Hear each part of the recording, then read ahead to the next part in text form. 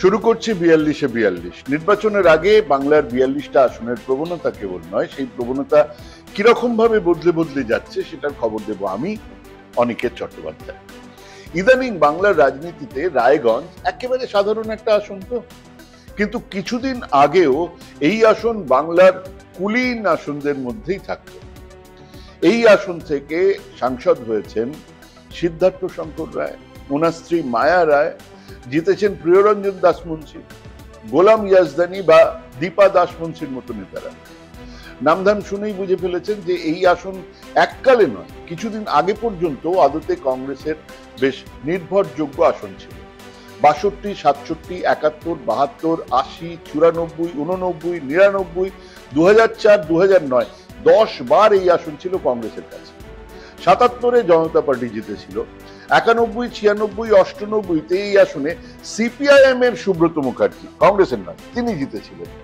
২০১৪-তে জিতেছিলেন সিপিআইএম এর মোহাম্মদ সেলিম, তিনি হেরেছিলেন ২০১৯-এ বিজেপির দেবশ্রী চৌধুরীর কাছে। কেবল হেরেছিলেন নয়, ছিলেন ৩ নম্বরে। দ্বিতীয় স্থানে ছিলেন কানহাইয়া লাল আগরওয়াল তৃণমূলে।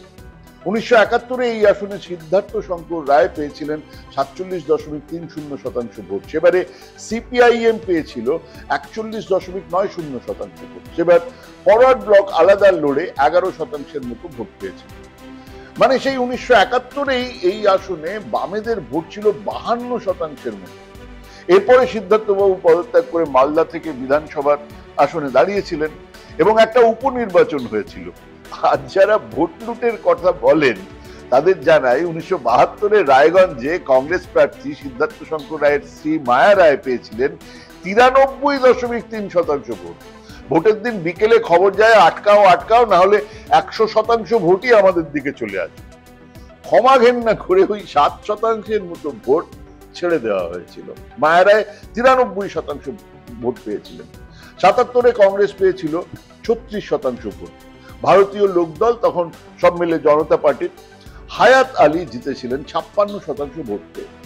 ৮০-তে কংগ্রেসের কামব্যাক, কিন্তু এই আসনে গোলাম ইয়াজদানি মাত্র ২১,০০০ ভোটে এই আসন থেকে সেবার জিতেছিলেন। ৮৪-তে ভোট সহানুভূতির ভোট, কংগ্রেস জিতেছিল, ভোট ছিল ৪৮%। সেবারে সিপিআইএম এর ভোট ছিল ৪৪%। ৮৯-তে গোলাম ইয়াজদানি জিতেছিলেন ৩,০০০-এরও কম ভোট।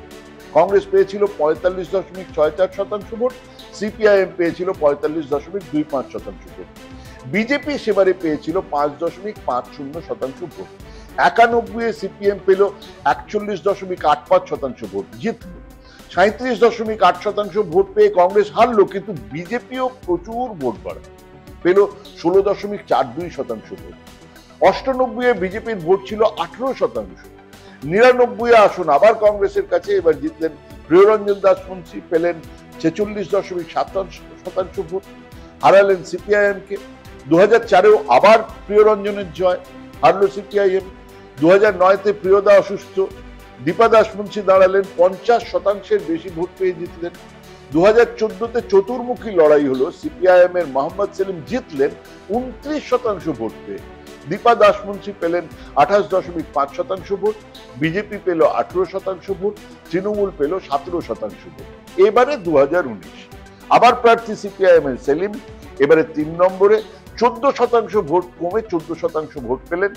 কংগ্রেসের ভোট কমলো ২১%, তৃণমূলের ১৮% ভোট বাড়লো ৩৮%, কিন্তু ২ নম্বরে জিতলো বিজেপি ২১% ভোট বাড়িয়ে ৪০% ভোট পেয়ে দেবশ্রী চৌধুরী জিতলেন এবং জিতেই মন্ত্রী।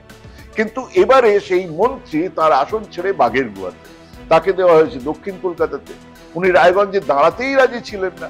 মানে রায়গঞ্জে বিজেপি জেতার ন্যূনতম সম্ভাবনাও নেই, এটা তিনি ভেবেছেন, তিনি জানেন। মন্ত্রী হিসেবেও কাজ তেমন কিছু নেই, সাংসদ হিসেবেও পারফরমেন্স নীল। এবারে প্রার্থী আগে বিজেপি, তৃণমূলের প্রার্থী আগে বিজেপি ছিলেন, নির্বাচিত বিধায়ক ছিলেন, চলে এসেছিলেন তৃণমূলের দিকে। ব্যবসায়ী মানুষ, প্রচুর টাকা আছে, সেই কৃষ্ণ কল্যাণী তৃণমূলের প্রার্থী। কংগ্রেস আর বামেদের প্রার্থী আগে ফরওয়ার্ড ব্লকের বিধায়ক তরুণ তুর্কি, ভিক্টর আলী, ইমরান রামজ, আর বিজেপির প্রার্থী কার্তিক পাল।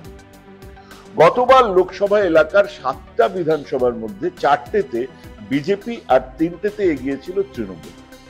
2021-এর ছবিটা খানিকটা বদলে গেল, 5টাতে জিতল তৃণমূল আর 2টোতে জিতেছিল বিজেপি। ইসলামপুর, গোয়ালপাখর, করণদিঘি, চাকুলিয়া, হেমতাবাদ জিতেছিল তৃণমূল, কালিয়াগঞ্জ আর রায়গঞ্জ জিতেছিল বিজেপি। তার মধ্যে আবার রায়গঞ্জে বিজেপির প্রার্থী দিদিমণি রুন্নাঞ্জকে ঝাঁপ দিয়েছিলেন, এবারে তো তিনিই তৃণমূল প্রার্থী। কাজেই বিজেপির হাতে আছে মাত্র কালিয়াগঞ্জ আসন, কংগ্রেসের হাতে পেন্সিল। যদিও এই আসন কংগ্রেসের এককালের গড় ছিল, এই 7টা আসনই উত্তর দিনাজপুর অঞ্চলে। সেখানকার 2023-এর পঞ্চায়েতের অবস্থাটাও একটু দেখে নিই। 26টা জেলা পরিষদের 23টা তৃণমূলের, 3টে কংগ্রেসের হাতে আছে। সমিতির 9টাই আছে তৃণমূলের দখলে। 98টা গ্রাম পঞ্চায়েতের মধ্যে 64টা তৃণমূলের দখলে আছে। এবং এই জেলা থেকে এমনকি পঞ্চায়েত ভোটেও তেমন বিরাট কোনো গন্ডগোলের খবরও ছিল না।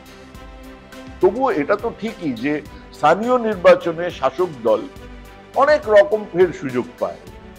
এক্ষেত্রেও তাদের সেসব সুযোগ ছিল আর তারা তা কাজেও লাগিয়েছে বলাই বাহুল্য।